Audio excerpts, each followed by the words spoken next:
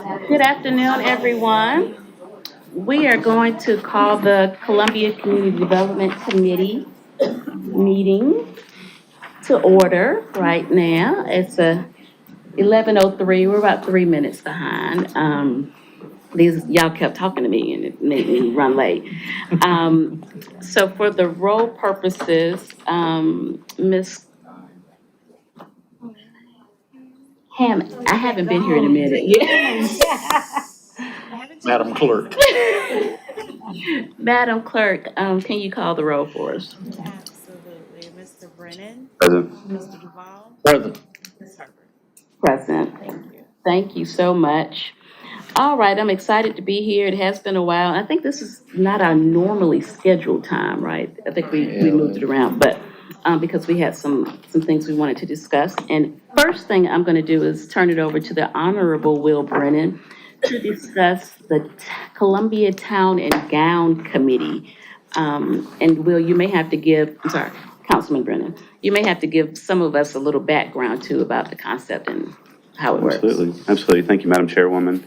As our city grows and our universities and higher ed institutions prosper, the goal for the city is to keep the talent that comes through the pipeline of these wonderful institutions. And with that is creating great neighborhood practices and great communication. And that, I think that's the root of what the town and gown structure is for. It's for big picture planning, working with city planning staff on pre-development and growth initiatives in the areas surrounding universities, but also good stewardship programs and connecting the students with our neighborhoods and our neighborhood leaders, and ultimately just creating the best quality of life for residents and students. So that's the big picture. We are a member of the International Town and Gown Association. That's right.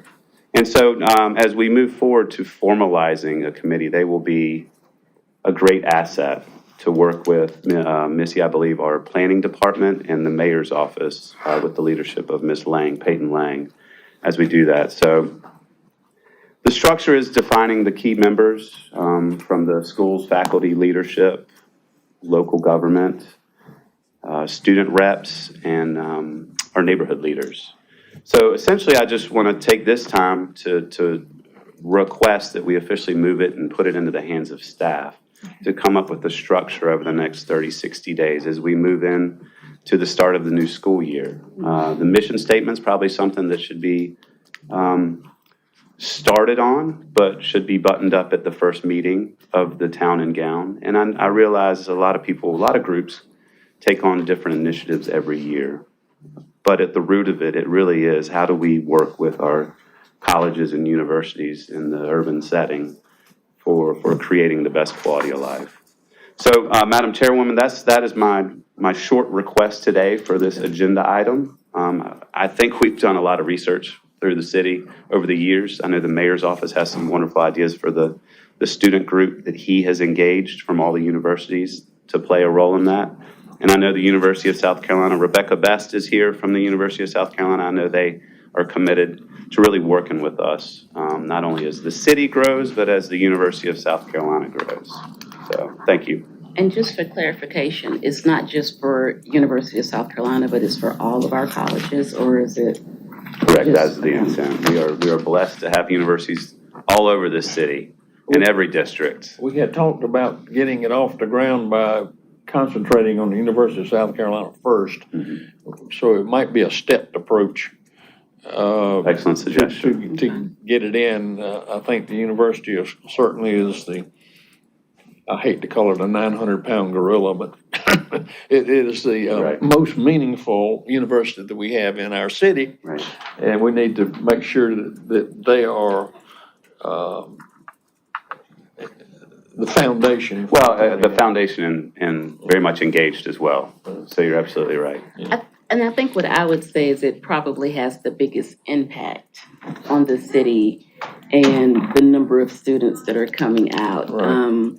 So it would be a good starting place and to develop a really good model. Yeah. I'm right across the street from Columbia College. Honestly, I missed it when they started having guys at the school. It was several years later. Is that funny? But I mean, I really didn't miss You would have it. been across the street earlier. That's not funny. That's not funny, yeah.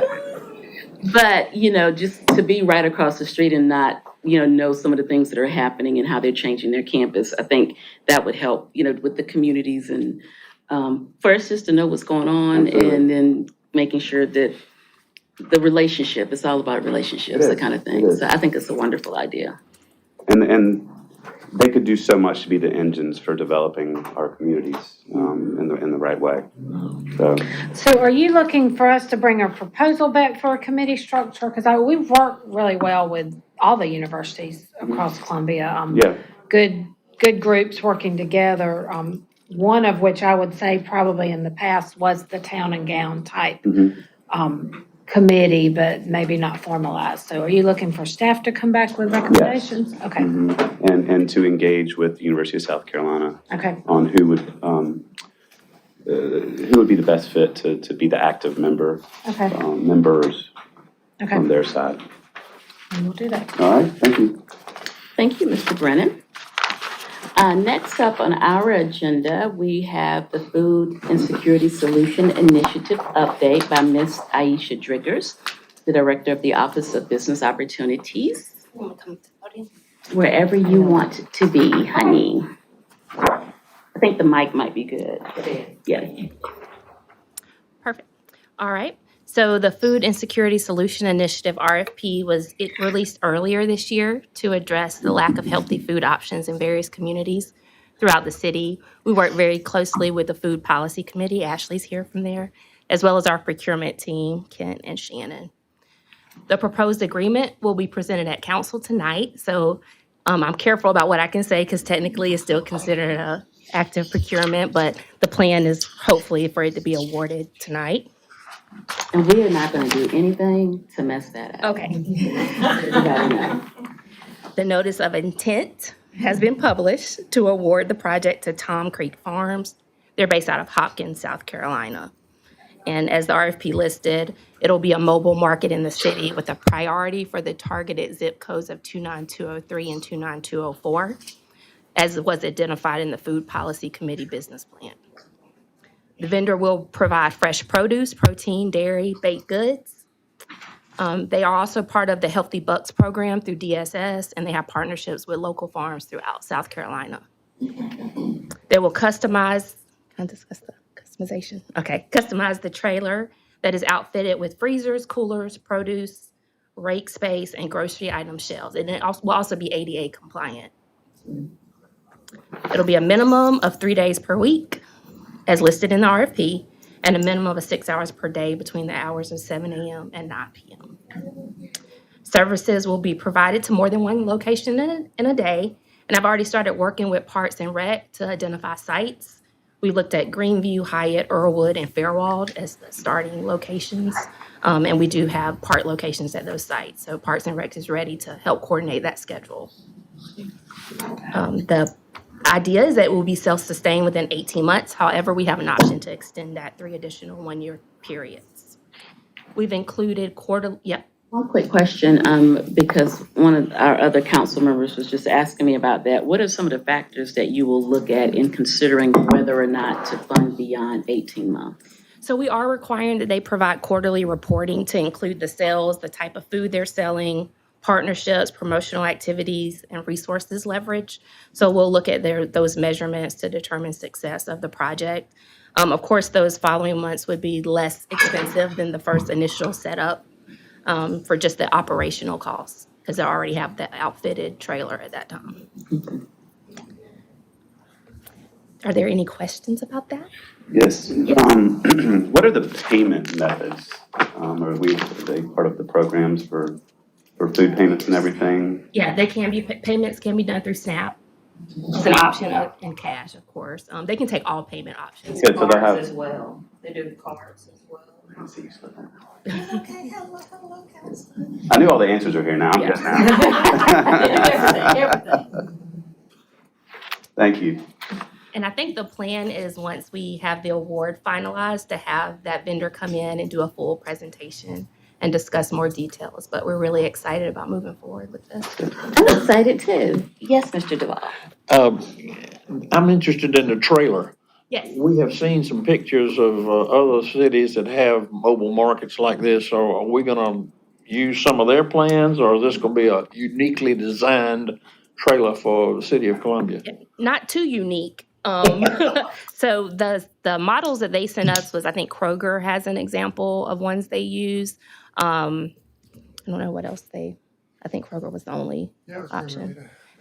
Yeah, but I love the fact there's so much space. It's ADA compliant. It looks like a grocery store, like a mini grocery store that you walk through. There's an air conditioner in there, a register and everything, a ramp to make sure that it's ADA compliant and those things. Will that trailer be city of Columbia property, or will it be Tom Creek? It'll be Tom Creek. Okay. And so those vehicles, there's already something in place where they come fit for mobile markets? Right, yeah, so he's already spec'd it all out. The trailer is I thought I wrote it, 8.5 by 40 gooseneck trailer, with the space for the shelf, I know, with the space for the shelving. We'll make sure we bring pictures next time, because I think it's a little bit easier when you see a picture other than kind of trying to visualize it in your head, but it's a nice outfit. Okay. Is it prepared foods? Is there a prepared food option there? We did discuss that. It's going to start with the fresh food, but there is an option to include prepared foods as well, and baked goods, dairy, meat as well. That might be a good partnership with the new kitchen that they're planning on. Is it Shop Road or Bluff Road? Atlas. Yeah, that might be a good outlet. For sure. And there'll be a set schedule, Aisha, once we've awarded and, Yes, and we're going to help them with promotion of it as well, and marketing materials to make sure the word gets out. I'm sure we'll do some type of ribbon cutting to announce that it's in operation. We're excited about all the partnerships that they already have established. I think it's going to be even better than we imagined. Oh, I like to hear that. Yeah. Mr. Gers. Miss Ashley, do you want to add anything or give any input as the representative of the Food Policy Council? I just want to make sure we have your you have co-signed what we have thus far. For short people, you got to bring the mic on. We are just happy. We're going to have, I'm the representative for the 11 a.m. meeting. We're going to have a lot more folks for the afternoon council meeting. But we're just excited for this to finally come to fruition. We are familiar with Tom Creek Farms. They came to the Make That Dough event that we had back in October. He told us he was going to apply. He told us of some visions that he had at that point. So, they already accept SNAP. Ashley was not a part of the selection. I was not. Making sure you're not messing I was up the not. procurement process. No, I was not. I Okay. was not. So all of this is new information, but definitely we are excited that they have been awarded. We look forward to working with them and continue to working with OBO to support them. But this is just a good day. This has been a long time coming. So we are excited And we're for gonna this. let you talk more after it's been approved. Wonderful. And folks, someone said, I saw that this was going to be, Senior Resource said, I saw that the mobile market is going to be on the agenda. They said, well, we want them to stop by some of our locations. So we already have some folks who are wanting the mobile market to stop by. So I think that's exciting. Please reach out to Senior Resources and the partnership at the Lloyd. They have a kitchen, so that might be a That's partnership right exactly there. what was mentioned, the new partnership. There you go. Oh, Greenview Park. I was thinking about the Greenview Park as Monday, Wednesday, Friday. They work out and stuff, so. Well, I'm glad to hear it. I'm very excited and I don't want to jeopardize anything. And so we're gonna cut it right. We're gonna cut it right there and come back. Am I doing the right thing, Shannon? Trust me, I want to make sure it's done correctly. Thank y'all so much. Thank y'all for the help. Missy, thank you. It's been a long time coming for real, so I'm excited about it. All right. Any other questions? Anybody else have questions? Good news. We may have a record meeting today. Oh, wait. Is there anyone here for More Justice? I just want to make sure, I did send them an email yesterday that we would be presenting it, so I Yeah. wanted to make sure. All right, so the last thing on our agenda, business license incentive for grocery stores. We have, Greenville has a program, and do you have a copy? Okay. Greenville has a copy of it. It's under their economic development incentives. And when I saw it, I thought it would be something great for us to consider. The way that it works is there is a rebate off of, your business license fees, basically, that, different, I guess, retail stores have. Theirs was much, much broader because they were addressing, if I can find the list, manufacturing businesses, grocery stores, retail businesses, childcare business. So theirs was very broad that they were trying to attract into the area. Our concern, as it continues to be, is food scarcity. So we're really going to look at grocery stores. I have looked through this.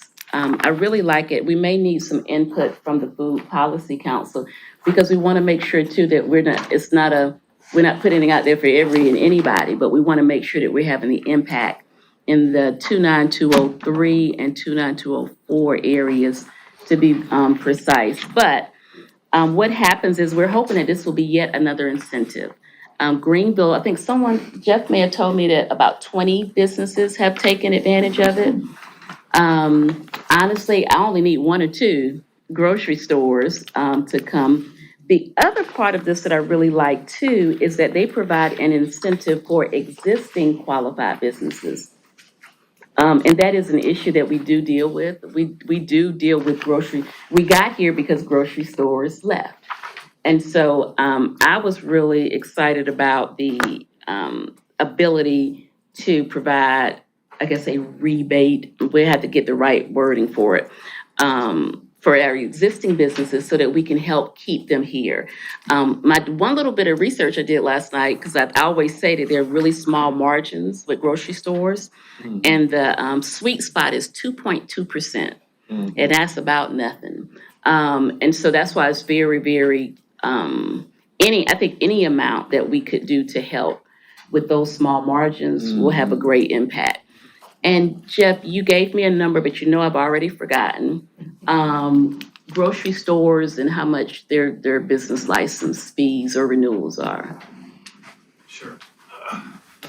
I'm sorry, because That's right. Yeah, we looked at several, so it ranges depending on the services from the grocery store, anywhere from about 9,000 to 22,000 annually.